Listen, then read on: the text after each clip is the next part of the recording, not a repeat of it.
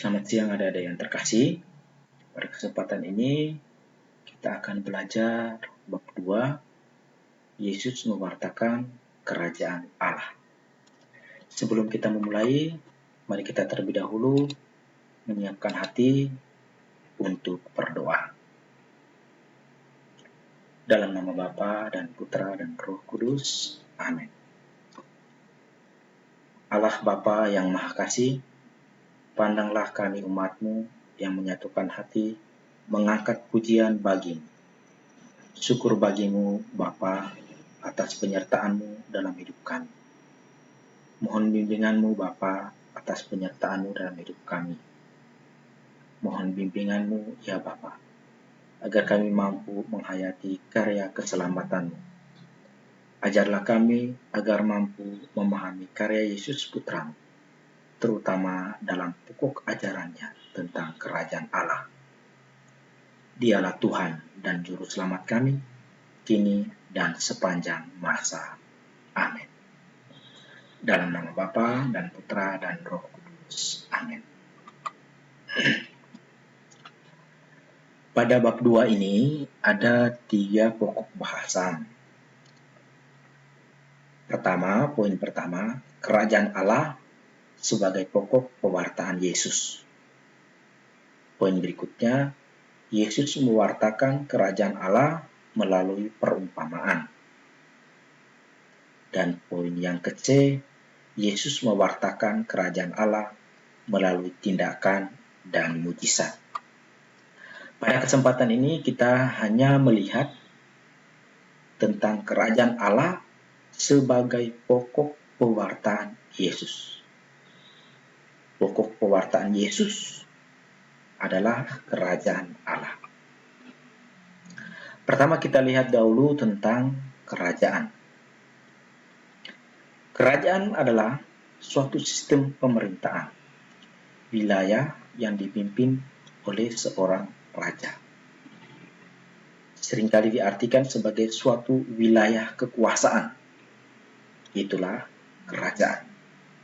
Misalnya kerajaan Kutai Martapura yang berdiri kurang lebih pada abad ke-4 yang memiliki seorang raja yang sangat terkenal, raja besar yang bernama Mula Warman.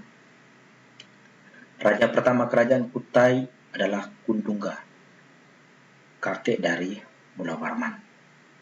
Lalu kemudian pada abad ke-13 muncul kerajaan Kutai Kartanegara yang dipimpin oleh Raja Aji Batara Agung Dewa Sakti. Nah, itu tentang kerajaan. Nah, sekarang kita lihat tentang bagaimana kerajaan Allah. Apakah kerajaan Allah itu sama seperti kerajaan Kutai Martapura atau kerajaan Kutai Kartanegara pada zaman dahulu? Satu pemahaman yang sangat berbeda. Kerajaan Allah adalah Allah yang meraja. Allah yang meraja. Orang-orang Yahudi pada zaman Yesus terbelenggu oleh penjajahan Romawi. Jadi orang-orang Yahudi pada zaman itu, mereka dijajah oleh orang-orang Romawi. Itu sebabnya orang-orang Yahudi mengharapkan hadirnya Sang Mesias, Sang Penyelamat, yang dapat membebaskan mereka dari penjajahan itu. Maka kehadiran Yesus, kelahiran Yesus, kedatangan Yesus menghidupkan kembali harapan mereka untuk tegaknya kerajaan Allah yang pernah dilakukan oleh para nabi sebelumnya di perjanjian lama. Mereka menantikan Mesias, penyelamat yang membebaskan mereka dari segala penjajah, dari segala penindasan. Namun orang Israel pada waktu itu terdiri dari beberapa golongan atau kelompok yang memiliki pemahaman yang berbeda-beda tentang kerajaan Allah. Kurang lebih ada 3 kelompok dengan 3 pemahaman tentang kerajaan Allah. Yang pertama, ada yang memahami kerajaan Allah itu sebagai daerah kekuasaan yang bersifat politik.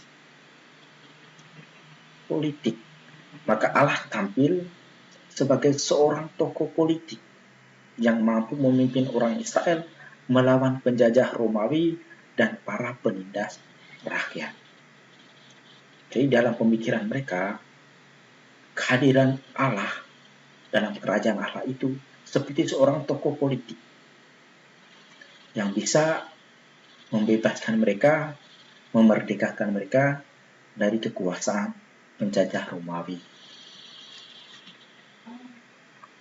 Ada yang memahami kerajaan Allah itu sifatnya apokaliptik. Artinya kerajaan Allah itu, Allah akan mengguncangkan dunia, menghancurkan dengan segala kekuasaannya, kemahakuasaannya, kemudian membangkitkan dunia baru, dunia yang tidak ada lagi penderitaan. Lalu kelompok berikutnya yang memahami kerajaan Allah yang bersifat yuridis religius. Artinya, Allah sekarang sudah meraja secara hukum. Hukumnya terdapat dalam hukum Taurat.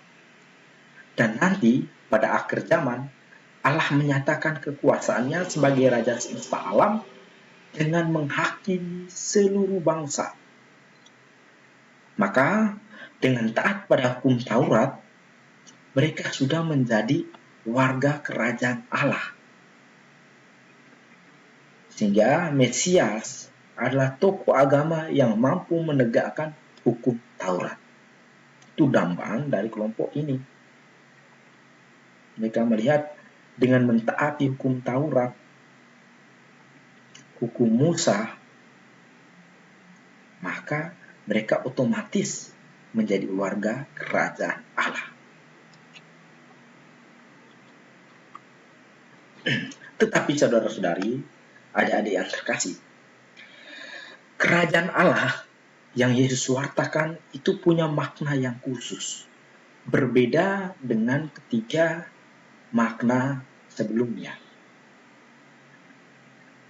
Pada Injil Yohanes bab 18 ayat 36, Yesus katakan begini kepada Pilatus, "Kerajaanku bukan dari dunia ini. Jika kerajaanku dari dunia ini, pasti hamba-hambaku telah melawan, supaya aku jangan diserahkan kepada orang Yahudi, akan tetapi kerajaanku bukan dari sini."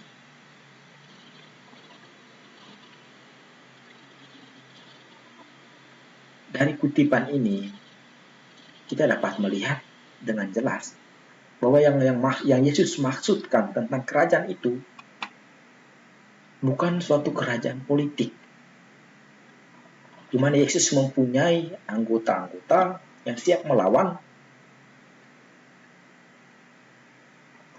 ketika dia dianiaya dan siksa. Maka Yesus katakan, kerajaanku, kerajaan Allah itu bukan dari dunia ini. Bukan seperti yang orang-orang paham, sangat berbeda. Jadi Yesus katakan tentang kerajaan Allah, dia katakan begini di Injil Markus bab 1 ayat 15, "Waktunya telah genap, kerajaan Allah sudah dekat. Allah yang datang sebagai Raja Penyelamat itu sudah dekat. Waktunya telah genap." Bagi Yesus, kedatangan kerajaan itu sifatnya mendesak, sehingga kerahiman dan belas kasih Allah tak dapat ditunda. Maka dikatakan sudah dekat. Itu mendesak kerajaan Allah itu. Sehingga kerahiman dan belas kasih Allah tidak dapat ditunda. Kedatangan Allah yang maha rahim. Penekanannya. Pewartaan kerajaan adalah pewartaan kerahiman, sehingga menjadi warta pengharapan. Jadi pewartaan kerajaan Allah itu adalah pewartaan tentang kerahiman Allah, sehingga menjadi warta pengharapan. Kita memiliki pengharapan akan kerahiman Allah yang meraja. Allah turun tangan untuk menyelamatkan. ketika Allah menyeraja, Allah turun tangan untuk menyelamatkan. Allah turun tangan untuk membebaskan dunia secara total dari kuasa kejahatan. Dan sabda Yesus tertuju kepada orang yang menderita, 8 sabda bahagia. Sabda bahagia itu tertuju kepada orang-orang yang menderita. Yesus katakan kepada orang-orang yang menderita, ini saatnya mereka untuk mengalami kebahagiaan. Allah telah datang dalam diri Yesus. Kerajaan Allah paling pokok itu ada dalam sabda dan karya Yesus. Semua inti tentang kerajaan Allah terdapat dalam sabda, dalam kata-kata, dalam ucapan, dan juga dalam tindakan Yesus Kristus. Waktu kedatangan kerajaan Allah, soal waktu kedatangan kerajaan Allah, kapan itu kerajaan Allah itu tiba, itu tidak ketahui. Tidak ada yang tahu. Hanya Bapa saja yang tahu. Di Markus bab 13 ayat 32. Dan tidak dapat diperhitungkan karena tidak ada tanda-tanda lahiriah. Tanda-tanda lahir itu misalnya gini. Kalau mau hujan, itu tanda-tandanya sudah ada mendung, gelap semua. Oh, itu berarti akan datang hujan. Tanda-tandanya sudah mendung, sudah gelap. Kerajaan Allah tidak ada tanda-tanda seperti itu. Datangnya tiba-tiba. Maka ketika Tuhan Yesus katakan, kerajaan Allah sudah dekat, kata dekat ini bukan soal temporal, bukan soal waktu. Tetapi itu menyangkut persona.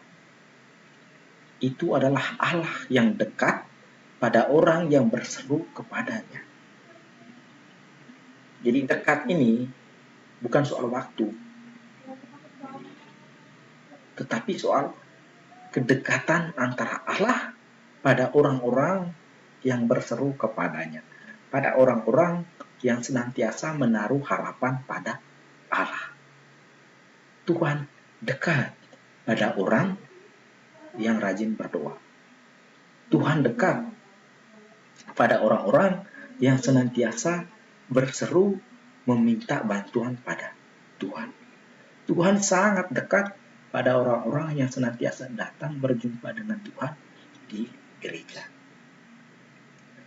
Maka kerajaan Allah adalah panggilan dan tawaran rahmat Allah, dan kita manusia menerimanya dengan sikap iman.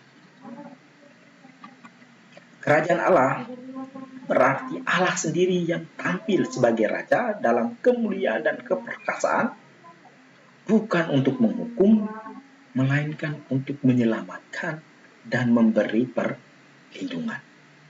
Jadi ini pokoknya. Allah yang meraja untuk menyelamatkan dan memberikan perlindungan. Jadi kesimpulan tentang kerajaan Allah ini, kerajaan Allah yang diwartakan Yesus itu bukan kerajaan yang sifatnya politis, apokaliptik, juridis religius, tetapi kerajaan kasih dan kerahiman. Jadi kerajaan Allah adalah kerajaan kasih dan kerahiman. Allah meraja dalam kasih dan kerahiman yang total untuk menyelamatkan seluruh umat manusia. Maka seluruh umat warga kerajaan Allah, semua orang Kristiani, adalah orang-orang yang hidup dalam kepenuhan kasih dan kerahiman atau pengampunan. Nah, sekarang kita tutup dengan doa penutup. Dalam nama Bapa dan Putra dan Roh Kudus. Amin. Bapa yang penuh kasih, pandanglah kami umat-Mu yang menyatukan hati untuk mengangkat pujian dan juga ucapan syukur atas penyertaan-Mu pada hari ini. Kami telah belajar tentang kerajaan Allah yang Engkau wartakan. Bukalah hati dan pikiran kami agar mampu menangkap misteri karya keselamatan-Mu yang Engkau nyatakan melalui Putra-Mu Yesus Kristus. Ajarilah kami untuk berani mewujudkan suasana kerajaan Allah yang telah Engkau wartakan kepada kami. Mohon berkat-Mu ya Bapa, agar kami mampu menjadi alat-Mu demi Kristus Tuhan dan Juru Selamat kami. Amin. Dalam nama Bapa dan Putra dan Roh Kudus. Amin. Sekian dulu adik-adik.